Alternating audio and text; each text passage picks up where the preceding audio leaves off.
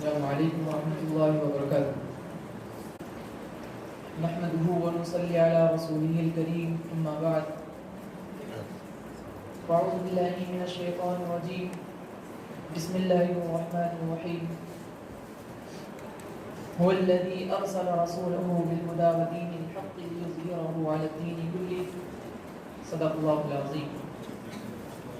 معزز علماء اکرام، عزیز ساتھیوں اور محترم مہمانان اکرام، آج میں جس موضوع کے تحت آپ سے بات کرنا چاہتا ہوں وہ یہ ہے کہ نبی اکرم صلی اللہ علیہ وسلم کا طریقہ اطلاق اور ہماری ذمہ داریاں.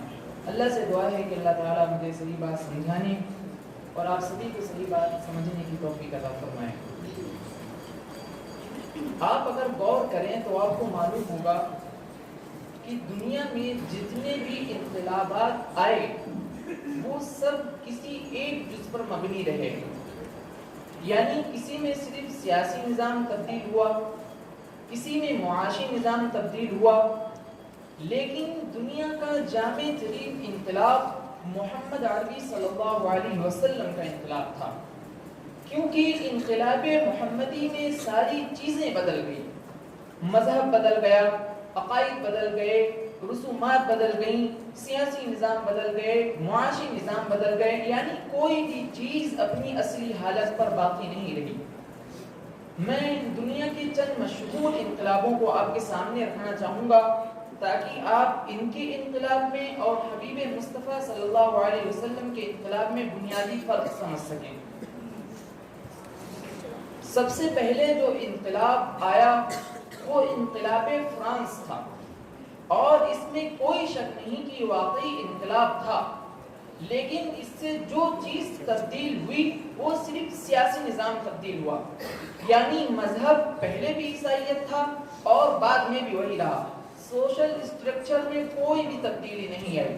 تو اس انقلاب سے صرف سیاسی نظام تبدیل ہوا.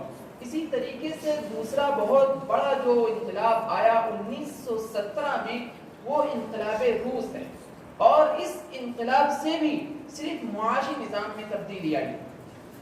اسی طریقے سے اور بھی مختلف انقلاب آئے جو کسی ایک جز پر مبنی رہے. اب ہم آپ صلی اللہ علیہ وسلم کے انقلاب کا جائزہ لے لیتے ہیں. سب سے پہلے ہم یہ دیکھیں گے کہ کیا واقعی آپ صلی اللہ علیہ وسلم نے انقلاب برپا کیا یا پھر ہم جوش عقیدت میں یہ دعویٰ کر بیٹھتے ہیں. حقیقت یہ ہے کہ آپ صلی اللہ علیہ وسلم نے تاریخ انسانی کا عظیم ترین انقلاب برپا کیا، اور یہ بات میں کوئی جوش عقیدت میں نہیں بلکہ ٹھنڈے تجزیے سے ثابت کرنا چاہوں گا. سب سے پہلے میں اس پر غیروں کی گواہیاں پیش کروں گا، کیونکہ الفضل ما شہدت بہ الاعداء، کہ اصل فضیلت وہ ہوتی ہے جس کا دشمن اقرار کرے. دوست اور اعتقاد رکھنے والے تو تعریف ہی کرتے ہیں، اصل تعریف وہ ہے جو دشمن کی زبان سے ہو. تو سب سے پہلے میں ایمن رائے کی گواہی پیش کروں گا، جو ایک بنگالی ہندو تھا اور انٹرنیشنل کمیونسٹ آرگنائزیشن کا ایک رکن تھا.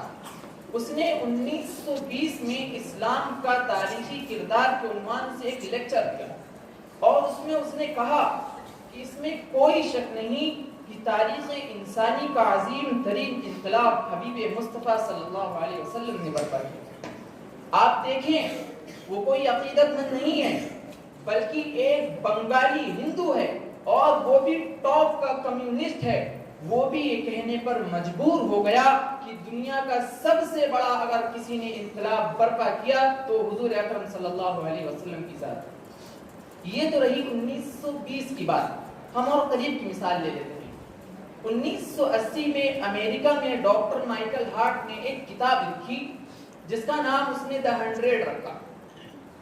اس کتاب میں اس نے 5000 سالہ معلوم انسانی تاریخ میں سے ایسے 100 انسانوں کا انتخاب کر کے ان کی درجہ بندی کی جنہوں نے انسانی تمدن کے دھارے کے رخ کو موڑنے میں مؤثر کردار ادا کیا.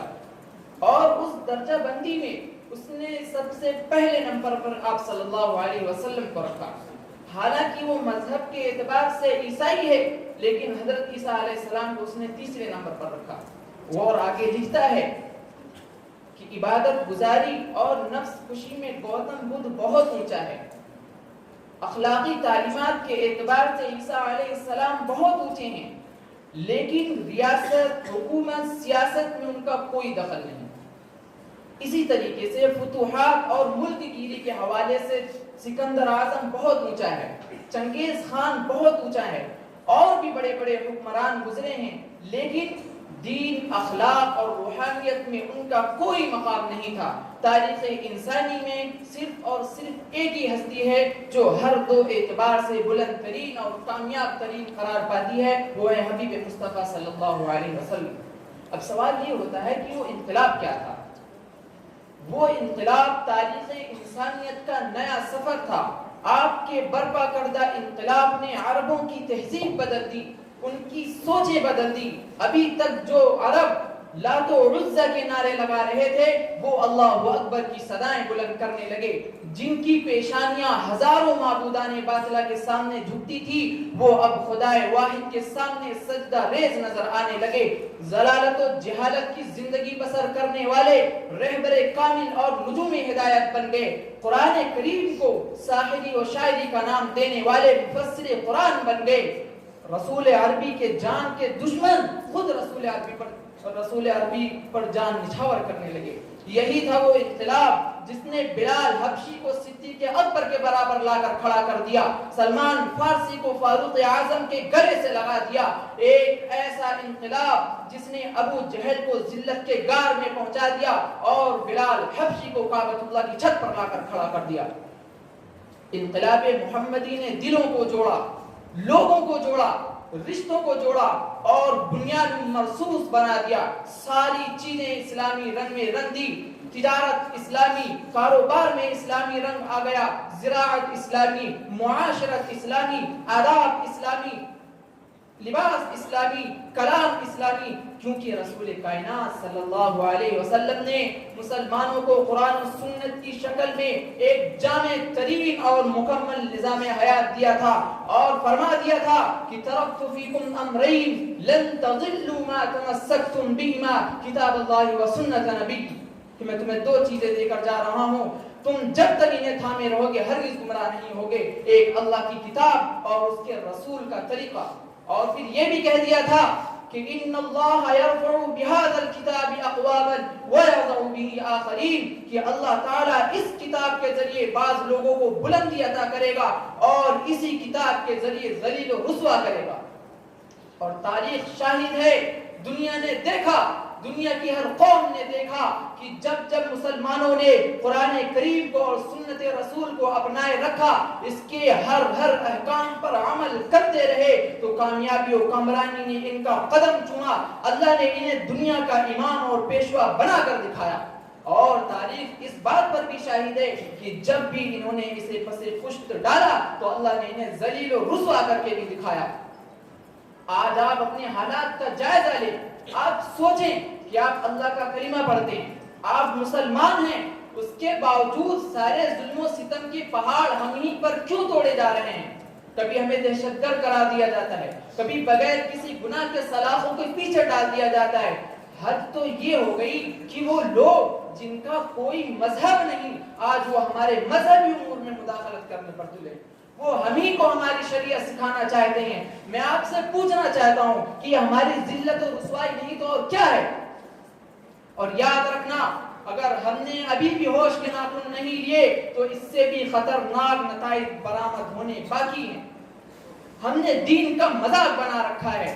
وہ قرآن کریم جو ہمیں ہدایت بخشنے آیا تھا، اللہ کی زمین پر اللہ کا قانون نافذ کرنے آیا تھا، آج مسلمانوں نے اس قرآن کی آیتوں کو کاغذ میں لکھ کر گلے میں باندھنے اور دھو کر پلانے کی چیز بنا لی، تاخوں میں سجا کر جن اور بھوت بھگانے کا ذریعہ بنا لیا۔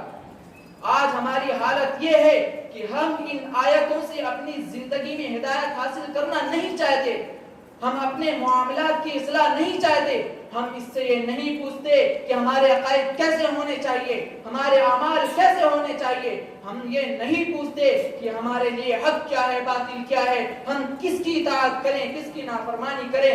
آج یہ ساری باتیں مسلمانوں نے قرآن کریم سے پوچھنی چھوڑ دی۔ اب یہ کافروں اور مشرکوں سے پوچھتے ہیں، خود غرض لوگوں سے اور خود اپنے نفس کے شیطان سے پوچھتے ہیں اور انہی کے کہنے پر چلتے ہیں۔